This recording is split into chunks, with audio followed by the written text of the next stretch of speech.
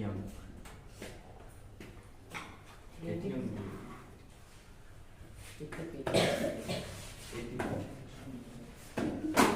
मत करना, हो गया। पिछले क्लास में माइटोकॉन्ड्रिया हम टॉपिक पढ़ा रहे थे, उसमें देखिए कुछ बाकी चीज रह गया था, उसको हम आज डिस्कस कर रहे हैं। देखो क्या लिखा हुआ है, single double stranded and circular naked DNA present in mitochondrial matrix. तुमको हम बार बार बता चुके हैं, माइटोकॉन्ड्रिया में 2 मेम्ब्रेन होता है। कितना मेम्ब्रेन? एनसीईआरटी बुक खोलिए, एनसीईआरटी बुक बायोलॉजी अपने सामने रखिए, एनसीईआरटी बुक। माइटोकॉन्ड्रिया के बारे में आपको हम बार बार बता दिए कि माइटोकॉन्ड्रिया में कितने मेम्ब्रेन होता है। माइटोकॉन्ड्रिया में कितने मेम्ब्रेन होता है? माइटोकॉन्ड्रिया में कितने मेम्ब्रेन होता है? 2 मेम्ब्रेन होता है। कितने मेम्ब्रेन होता है? ये डायग्राम देखो, सब ये स्टूडेंट, ये डायग्राम दिख रहा है? देखो ये बाहर वाला मेम्ब्रेन है और ये अंदर वाला मेम्ब्रेन है, और अंदर वाले मेम्ब्रेन के अंदर जो जितना स्पेस होता है माइटोकॉन्ड्रिया में, उसको क्या बोलते हैं? मैट्रिक्स। क्या बोलते हैं? और तुमको हम पढ़ाए हुए हैं कि माइटोकॉन्ड्रिया का जो मैट्रिक्स, उसमें बहुत तरह का चीज पाया जाता है। क्या क्या चीज पाया जाता है? देखो माइटोकॉन्ड्रिया के मैट्रिक्स में डीएनए भी पाया जाता है। क्या पाया जाता है? डीएनए का तो नाम सुना होगा। डीएनए का फुल फॉर्म होता है डीऑक्सीराइबोन्यूक्लिक एसिड। देखो माता पिता का कुछ गुण बेटा बेटी में आ जाता है, क्यों? डीएनए की वजह से। डीएनए में एक सेगमेंट होता है जीन। क्या बोलते हैं? जैसे देखो मम्मी पापा का लक्षण बेटा बेटी में नहीं रहता है, रहता है कि नहीं? तो किसके फॉर्म में आ जाता है? माता पिता का डीएनए बेटा बेटी के डीएनए से मिलता है। क्यों? उसी के थ्रू माता पिता का गुण जो है बेटा बेटी में इंसान का संतान में आ जाता है।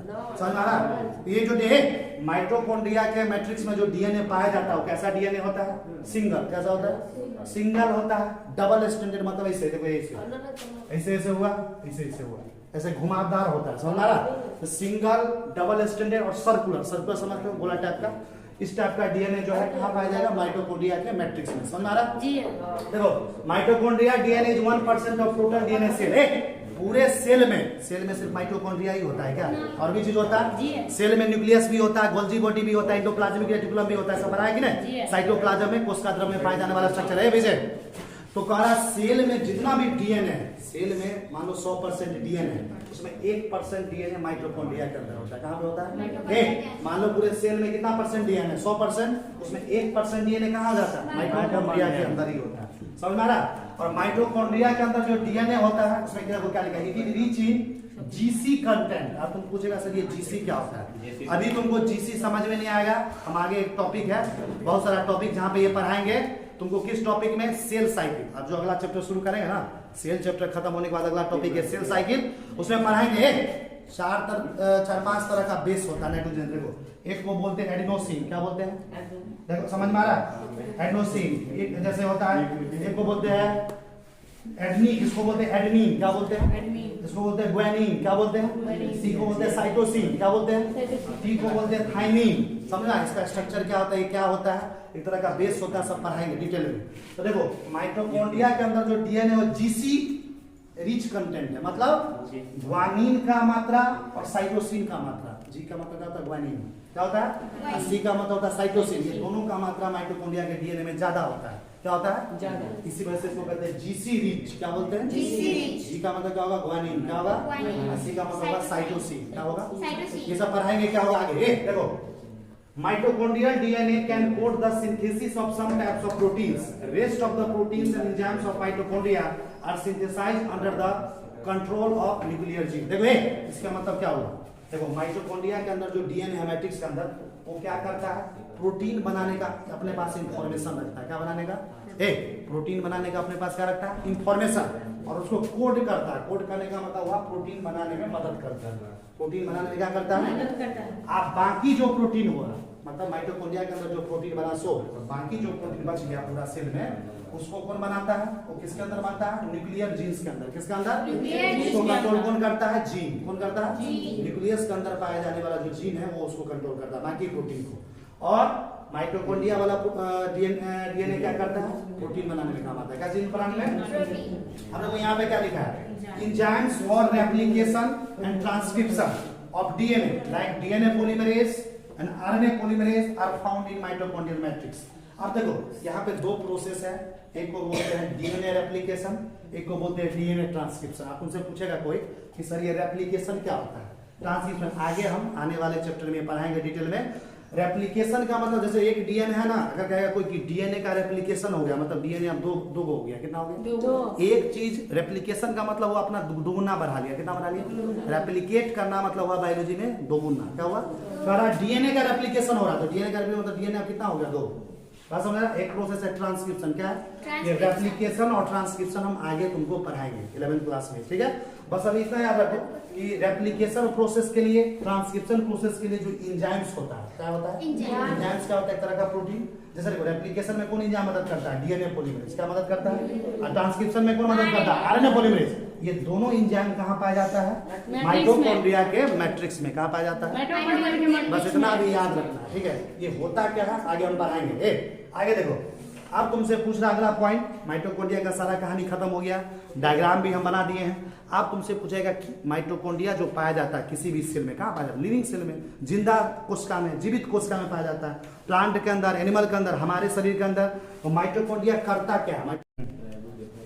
देखो ये पीछे ध्यान दो, आप तुमसे पूछेगा किसी भी सेल में माइटोकॉन्ड्रिया पाया जाता है, उसका काम क्या होता है? फंक्शन का मतलब क्या होता है? काम। हम तुमको पहले बात बता दिए, हमारे शरीर में एक प्रोसेस होता है रिस्पायरेशन। क्या होता है? रिस्पायरेशन किसको बोलते हैं? थोड़ा एक बार रिवीजन करवा देते हैं। देखो ये हम जो खाना खाते हैं, खाना में क्या खाते हैं? ग्लूकोज। क्या खाते हैं? जैसे हम रोटी खाते हैं, चावल खाते हैं, हमारे शरीर में कार्बोहाइड्रेट आता है। क्या आता है?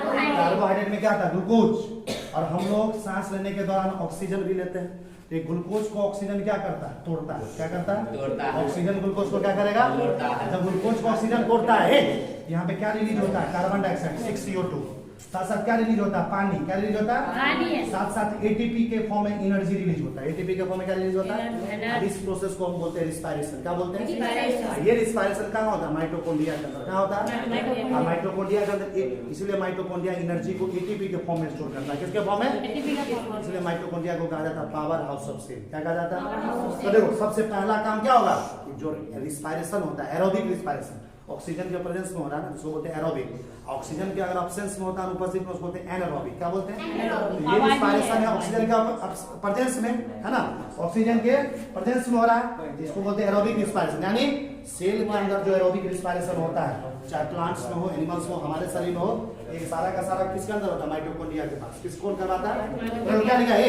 Mitochondria are the site of aerobic respiration and ATP production. मतलब माइटोकॉन्ड्रिया साइट है, स्थान है, जगह है, जहाँ पे क्या होता है? रिस्पायरेशन होता है। क्या होता है? कौन सा? एरोबिक।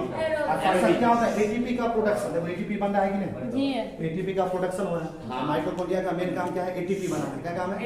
रिस्पायरेशन करवाना। क्या करवाना? देखो ये दूसरा काम है, दूसरा फंक्शन क्या है माइटोकॉन्ड्रिया का?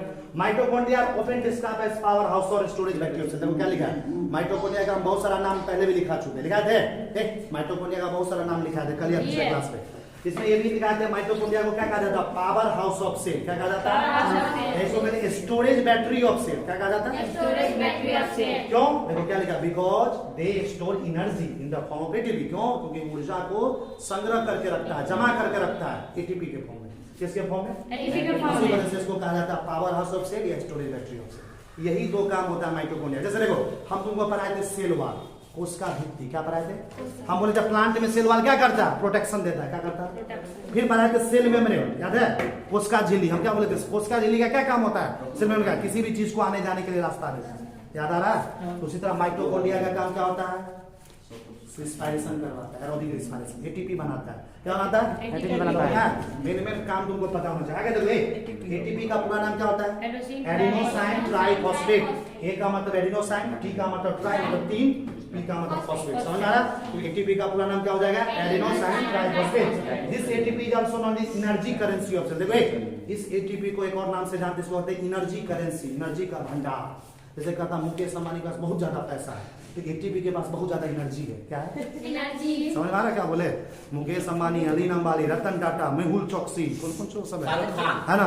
शाहरुख खान एक्टर के नाम नहीं, बिजनेसमैन का नाम ले रहे हैं। नहीं समझ आ रहा? तो ये सब जो है ना, ये सब जितना भी है, तो इस सब का काला धन भी ज्यादा है। समझ में आ रहा? तो ये सब इसको क्या बोला जाएगा? इस सब पास पैसा का कमी नहीं है। उसी तरह एटीपी को क्या बोला जाता है? Energy currency. इसके पास एनर्जी का भंडार है, एनर्जी का कमी नहीं है। समझ में आ रहा? इसलिए बोलते हैं एनर्जी। सेल में क्या है? कोशिका में एनर्जी करेंसी किसको बोला जाता है? किसी भी कोशिका में एनर्जी करेंसी किसको बोला जाता है? एटीपी को। किसको बोला जाता है? कितना बार आया हुआ है परीक्षा में क्वेश्चन? एनर्जी करेंसी किसको बोला जाता है? ऑब्जेक्टिव क्वेश्चन में डायरेक्ट पूछेगा। क्या पावर हाउस ऑफ सेल किसको बोला जाएगा? 4 ऑप्शन दे देगा। Mitochondria, Golgi body, lysosome, endoplasmic reticulum. क्या टिक करना? स्टोरेज बैटरी किसको बोला जाता है? हाँ समझ में आ रहा है? बहुत कुछ नाम लिखाते हैं। सेमी ऑटोनोमस सेल ऑर्गन किसको बोला जाता है? सब लिखा चुके हैं। आगे देखो।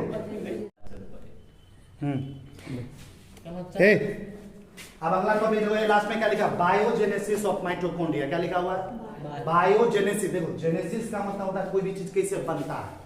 बायोजेनेसिस मतलब हुआ माइटोकॉन्ड्रिया कैसे बनता है। नया माइटोकॉन्ड्रिया हमको चाहिए तो कैसे हमको मिलेगा? तो देखो ये क्या लिखा है? New mitochondria arise from division of pre existing mitochondria. कह रहा नया माइटोकॉन्ड्रिया कैसे आता है? अपने पुराने ही माइटोकॉन्ड्रिया में डिवीजन के बाद आता है।